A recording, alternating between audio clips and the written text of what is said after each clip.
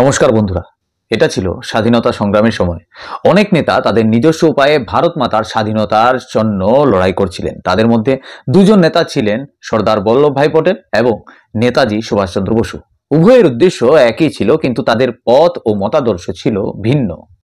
সর্দার পটেল ছিলেন গান্ধীজির ঘনিষ্ঠ সহযোগী। তিনি অহিংসা ও সত্যাগ্রহে বিশ্বাসী ছিলেন। তিনি বিশ্বাস করতেন যে ব্রিটিশ সরকারকে ধীরে ধীরে কিন্তু শান্তিপূর্ণভাবে দমন করা যাবে। অন্যদিকে নেতাজি সুভাষচন্দ্র বসু বিপ্লব ও শক্তির সমর্থক ছিলেন। তিনি বিশ্বাস করতেন সংগ্রাম ও সশস্ত্র বিপ্লবের মাধ্যমেই স্বাধীনতা অর্জন হতে পারে। সুভাষচন্দ্র বসু এবং বল্লভভাই পটেলের মধ্যে আদর্শগত পার্থক্য ভারতীয় স্বাধীনতা সংগ্রামের ইতিহাসের একটি প্রধান অধ্যায়। সুভাষচন্দ্র বসু ছিলেন একজন উজ্জ্বল এবং ক্যারিজমেটিক নেতা, যিনি বিশ্বাস করতেন যে ভারতের স্বাধীনতা শান্তিপূর্ণ উপায়ে নয়, শুধুমাত্র আক্রমণাত্মক ও বিপ্লবী কৌশলের মাধ্যমেই সম্ভব। তিনি বিশ্বাস করতেন যে দ্বিতীয় বিশ্বযুদ্ধের সময় এমন একটি সুযোগ প্রদান করবে যখন ব্রিটিশ সাম্রাজ্য দুর্বল হয়ে পড়বে এবং শক্তির মাধ্যমে ভারতের স্বাধীনতা তখন অর্জন করা যাবে। অন্যদিকে প্যাটেল গান্ধীজির নীতির প্রতি সম্পূর্ণ অনুগত ছিলেন। তিনি বিশ্বাস করতেন যে অহিংসা এবং সত্যাগ্রহই একমাত্র পথ যা ভারতীয় জনগণকে নৈতিকভাবে শক্তিশালী করবে এবং স্বাধীনতা অর্জনে সাহায্য করবে। নেতাজির ক্রমবর্ধমান জনপ্রিয়তা বিশেষ করে তরুণ এবং উৎসাহী কংগ্রেস কর্মীদের মধ্যে বেড়ে উঠেছিল। তা প্যাটেল এবং অন্যান্য সিনিয়র নেতাদের জন্য উদ্বেগের কারণ হয়ে ওঠে। সেই সময়ে কংগ্রেসে গান্ধীজির প্রভাব ছিল সর্বাধিক এবং নেতাজির পন্থা এই প্রভাবকে চ্যালেঞ্জ করার মতো মনে হচ্ছিল। 1939 সাল ছিল এর প্রধান কেন্দ্রবিন্দু। তখন ত্রিপুরী কংগ্রেস অধিবেশন হয়েছিল, যখন নেতাজির সভাপতির পদ নিয়ে কংগ্রেসের মধ্যে তীব্র রাজনৈতিক লড়াই চলছিল। এই সময়ই নেতাজির সঙ্গে গান্ধীজি, প্যাটেল এবং অন্যান্য প্রবীণ কংগ্রেস নেতাদের মধ্যে মত পার্থক্যের প্রতীক হয়ে ওঠে। কংগ্রেসের ত্রিপুরী অধিবেশনে রাষ্ট্রপতি পদের জন্য নির্বাচন ঘোষণা করা হয়। প্যাটেল এবং বোস উভয়ে এই পদের জন্য শক্তিশালী দাবিদার হয়ে উঠেছিলেন। গান্ধীজির সমর্থন প্যাটেলের সাথে ছিল, কিন্তু ততদিনে তরুণ ও উদ্যমী কর্মীরা বোসের দিকে ঝুঁকে পড়েছিল। সুভাষচন্দ্র বসুর আদর্শ দ্রুত বদলে যাচ্ছিল। তিনি বিশ্বাস করতেন যে বিপ্লবী ও সামরিক পদক্ষেপের মাধ্যমে ব্রিটিশ শাসন দূর করা সম্ভব। অন্যদিকে বল্লভভাই পটেল এবং কংগ্রেসের মূল নেতৃত্ব মহাত্মা গান্ধীর অহিংসা ও সত্যাগ্রহের নীতিতে প্রতিশ্রুতিবদ্ধ ছিল। নেতাজির তীক্ষ্ণ কৌশল এবং গান্ধীজির নীতির মধ্যে মতানৈক্য প্যাটেলের মতো নেতাদের তার বিরুদ্ধে দাঁড় করিয়েছিল। ত্রিপুরী কংগ্রেস অধিবেশনে কংগ্রেস সভাপতি পদের নির্বাচন অনুষ্ঠিত হয়। গান্ধীজি প্রকাশ্যে যদিও নেতাজির বিরোধিতা করেননি, তবে তিনি পাট্টাভি সীতারামাইয়াকে সমর্থন করেছিলেন, যাকে যথারীতি প্যাটেল এবং অন্যান্য সিনিয়র নেতারা সমর্থন করছিলেন। নেতাজি নির্বাচন জিতেছিলেন, কিন্তু এই জয় শুধুমাত্র সংখ্যাগত শক্তির কারণে। কংগ্রেস এবং গান্ধীজির অভ্যন্তরের সিনিয়র নেতাদের সমর্থন ছাড়া নেতাজির অবস্থান দুর্বল হয়ে পড়ে। প্যাটেল স্পষ্টভাবেই বলেছিলেন যে কংগ্রেস সভাপতি শুধু একটি পদ নয়, এটি দলের সম্মিলিত ঐক্যের প্রতীক। যখন ঐক্যমত না থাকে তখন নেতৃত্ব অস্থির হয়ে যায়। 1939 সালে যখন বোস দ্বিতীয় মেয়াদ চেয়েছিলেন, প্যাটেল আবার তার বিরোধিতা করেন। একটি সার্বজনিক বয়ানে তিনি বোসকে সতর্ক করেছিলেন যে নির্বাচিত হলেও তার নীতিগুলির পরীক্ষা করা হবে এবং প্রয়োজনে প্যাটেল অনুগতদের দ্বারা পরিচালিত ওয়ার্কিং কমিটি দ্বারা ভেটো করা হবে। রাজমোহন গান্ধী যেমন তার বল্লভ ভাইয়ের জীবনীতে লিখেছিলেন, সুভাষের কর্মদক্ষতা সম্পর্কে প্যাটেলের একটি দুর্বল মতামত ছিল। তাছাড়া সুভাষের সঙ্গে তার মতপার্থক্য ছিল খুবই গভীর। বোস যখন তার পুনর্নির্বাচনের জন্য প্রধান কংগ্রেস নেতাদের সমর্থন চেয়েছিলেন, প্যাটেল তখন অবাক হয়েছিলেন। তিনি রাজেন্দ্র প্রসাদকে লিখেছিলেন, আমি স্বপ্নেও কল্পনা করিনি যে সুভাষ পুনরায় নির্বাচনের জন্য এমন নোংরা ও সস্তা কাজ করবেন।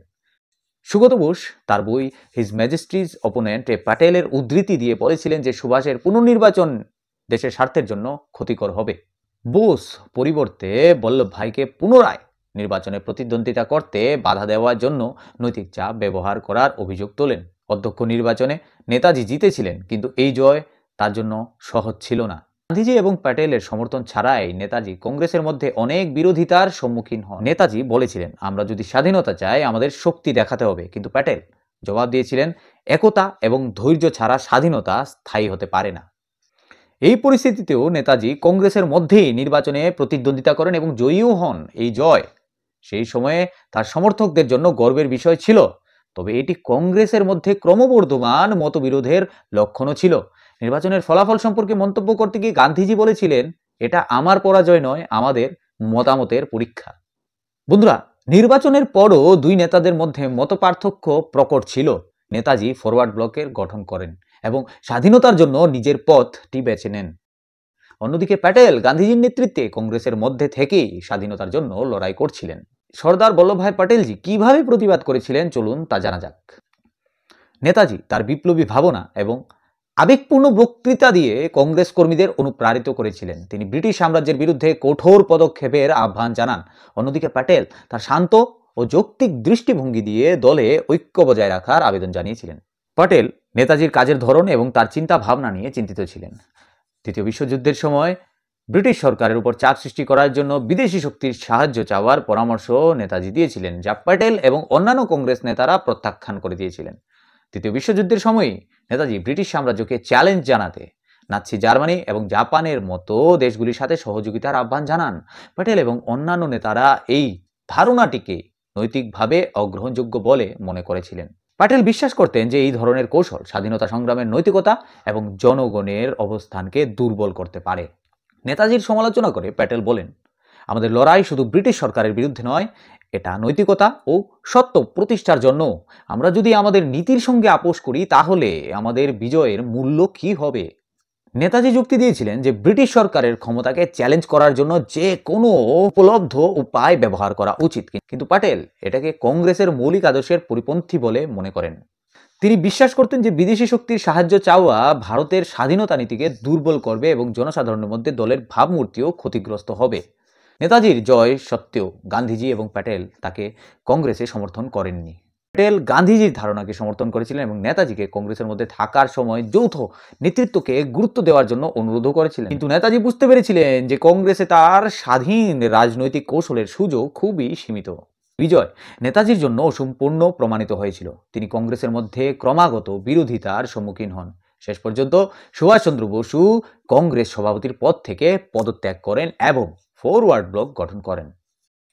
ফরওয়ার্ড ব্লকের উদ্দেশ্য ছিল নেতাজির বিপ্লবী চিন্তাধারাকে রূপ দেওয়া। ভারতের বাইরে গিয়ে আজাদ হিন্দ ফৌজ গঠন করেন এবং বিদেশি সহযোগিতায় ভারতের স্বাধীনতা সংগ্রাম শুরু করেন। প্যাটেল নেতাজির পদক্ষেপকে অপ্রয়োজনীয় এবং বিপজ্জনক বলে বর্ণনা করেছিলেন। তিনি বলেছিলেন, আমাদের ভুলে যাওয়া উচিত নয় যে স্বাধীনতা অর্জনের জন্য এটি যথেষ্ট নয়, আমাদের এটিকে টেকসই করতে হবে। আমাদের সংগ্রাম নৈতিক ও জনসমর্থন থাকলে এটি ঘটবে। প্যাটেল নেতাজির সমালোচনা করে বলেন, তার কাজ কংগ্রেসকে বিরক্ত করতে পারে। প্যাটেল বিশ্বাস করতেন যে ভারতীয় স্বাধীনতা সংগ্রামের জন্য ঐক্য অপরিহার্য এবং যে কোনো উপায়ে বিভাজন আন্দোলনকে দুর্বল করে দেবে। তাহলে এখন মূল প্রশ্ন হলো, কে সঠিক ছিলেন, প্যাটেল নাকি নেতাজি? উভয় স্বাধীনতা সংগ্রামী ভারতের স্বাধীনতার জন্য সম্পূর্ণরূপে নিবেদিত ছিলেন এবং সময়, পরিস্থিতি এবং ওনাদের অবদান বোঝার পরেই এই প্রশ্নের উত্তর দেওয়া যেতে পারে। নেতাজি বিশ্বাস করতেন যে ভারত শান্তিপূর্ণ আলোচনা ও সত্যাগ্রহের মাধ্যমে নয়, বরং শক্তি ও সংগ্রামের মাধ্যমে স্বাধীনতা পেতে পারে। তিনি আজাদ হিন্দ ফৌজ মানে INA গঠন করেন এবং বিদেশ থেকে সহযোগিতা নেন, যার মধ্যে জাপান ও জার্মানির মতো দেশ ছিল। বুশ প্যাটেলের চেয়ে হিন্দু মুসলিম সম্প্রীতির প্রতিও অনেক বেশি প্রতিশ্রুতিবদ্ধ ছিলেন। নেতাজির কৌশল ব্রিটিশ সরকারকে নাড়িয়ে দিয়েছিল। তার বিখ্যাত স্লোগান, তোমরা আমাকে রক্ত দাও, আমি তোমাদের স্বাধীনতা দেব, তরুণদের উদ্বুদ্ধ করেছিল। তবে নাৎসি জার্মানি এবং জাপানের মতো শক্তির কাছ থেকে সহযোগিতা চাওয়ার জন্য তিনি সমালোচিতও হন। নেতাজির শক্তির কথা যদি বলি, তবে তার শক্তি ছিল সাহসী এবং দ্রুত সিদ্ধান্ত নেওয়ার ক্ষমতা। তরুণদের বিপ্লবের জন্য অনুপ্রাণিত করার ক্ষেত্রে অভূতপূর্ব দক্ষতা, বিদেশি সমর্থন আদায় করে ভারতের স্বাধীনতা সংগ্রামকে বৈশ্বিক মঞ্চে নিয়ে যাওয়ার প্রচেষ্টা। কিন্তু নেতাজির কিছু সীমাবদ্ধতাও ছিল, যার মধ্যে নাৎসি জার্মানি এবং জাপানের মতো সর্বগ্রাসী দেশগুলির সাথে সহযোগিতা নৈতিকভাবে বিতর্কিত ছিল। তার প্রচেষ্টা স্বাধীনতা সংগ্রামের মধ্যে বিভাজনের বিপদ বাড়িয়ে দেয়। তার বিপ্লবী কৌশলে দীর্ঘমেয়াদী স্থিতিশীলতার অভাবও ছিল। এবার আসি প্যাটেলের কথায়। প্যাটেল মহাত্মা বিশ্বাস করতেন যে ভারতের স্বাধীনতা তখনই স্থায়ী হবে যদি তা জনগণের নৈতিক সমর্থন এবং অহিংসার নীতির ভিত্তিতে হয়। তার দৃষ্টিভঙ্গি ছিল বাস্তব ও সংগঠিত। স্বাধীনতার পর প্যাটেল ভারতের 562টি রাজকীয় রাজ্যকে একীভূত করে ভারতকে একটি শক্তিশালী এবং একীভূত জাতি হিসেবে গড়ে তুলতে কাজ করেছিলেন। এটা তার নেতৃত্বের ক্ষমতা ও দূরদৃষ্টির প্রমাণ। প্যাটেলের শক্তি ছিল তার সংগঠিত এবং বাস্তব নেতৃত্ব, কংগ্রেসের মধ্যে ঐক্য বজায় রাখার আশ্চর্য ক্ষমতা আর স্বাধীনতার পর ভারতকে স্থিতিশীল ও শক্তিশালী করার ক্ষেত্রে সিদ্ধান্তমূলক উনার ভূমিকা। অন্যদিকে যদি উনার সীমাবদ্ধতার কথা বলি, তাহলে উনার ব্রিটিশ সাম্রাজ্যের সাথে আলোচনা এবং শান্তিপূর্ণ প্রচেষ্টা ছিল ধীর এবং সময় সাপেক্ষ। তরুণদের মধ্যে নেতাজির মতো বিপ্লবের উদ্যম ও চেতনা জাগিয়ে তোলার মতো উদ্যম প্যাটেলের ছিল না। নেতাজির সমর্থকরা তাকে অতি রক্ষণশীল বলে মনে করতেন। প্রশ্ন এখনো এটাই থেকে যাচ্ছে যে তাহলে উনাদের মধ্যে সঠিক কে ছিলেন? বন্ধুরা, আমরা যদি পরিস্থিতির ভিত্তিতে কথা বলি, তাহলে দ্বিতীয় বিশ্বযুদ্ধের কারণে ব্রিটিশ সাম্রাজ্য যখন দুর্বল হয়ে পড়েছিল, তখন নেতাজির দৃষ্টি ছিল সাহসী এবং বিপ্লবী। তার আত্মত্যাগ ও বিপ্লবের আহ্বান আজও কোটি কোটি মানুষকে অনুপ্রাণিত করে। প্যাটেলের পদ্ধতি অবশ্য দীর্ঘমেয়াদী আরও টেকসইও ছিল। তিনি শুধু স্বাধীনতা সংগ্রামকে সংগঠিত রাখেননি, স্বাধীনতার পর ভারতের সংহতিতেও গুরুত্বপূর্ণ ভূমিকা পালন করেছিলেন। যদি নীতির উপরে ভিত্তি করে কথা বলি, তাহলে নেতাজির দৃষ্টিভঙ্গি সঠিক ছিল তাদের জন্য যারা অবিলম্বে স্বাধীনতা অর্জন করতে চেয়েছিলেন এবং এর জন্য যে কোনো প্রান্তে যেতে প্রস্তুত ছিলেন। অন্যদিকে প্যাটেলের দৃষ্টিভঙ্গি তাদের জন্য উপযুক্ত ছিল যারা বিশ্বাস করতেন যে স্বাধীনতা টেকসই হবে শুধুমাত্র নৈতিকতা, ঐক্য ও জনসমর্থন দিয়ে। নেতাজি এবং প্যাটেল উভয়ই নিজ নিজ দৃষ্টিভঙ্গিতে সঠিক ছিলেন। নেতাজি ভারতের স্বাধীনতা সংগ্রামকে একটি নতুন শক্তি ও দিক নির্দেশ দিয়েছিলেন, অন্যদিকে প্যাটেল এটিকে সংগঠিত ও স্থিতিশীল রেখেছিলেন।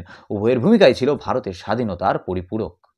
নেতাজি ছিলেন বিপ্লবের প্রতীক, আর প্যাটেল ছিলেন ঐক্য ও স্থিতিশীলতার। উভয়ের অবদান না থাকলে ভারতের স্বাধীনতা সংগ্রাম আজও অসম্পূর্ণ থেকে যেত।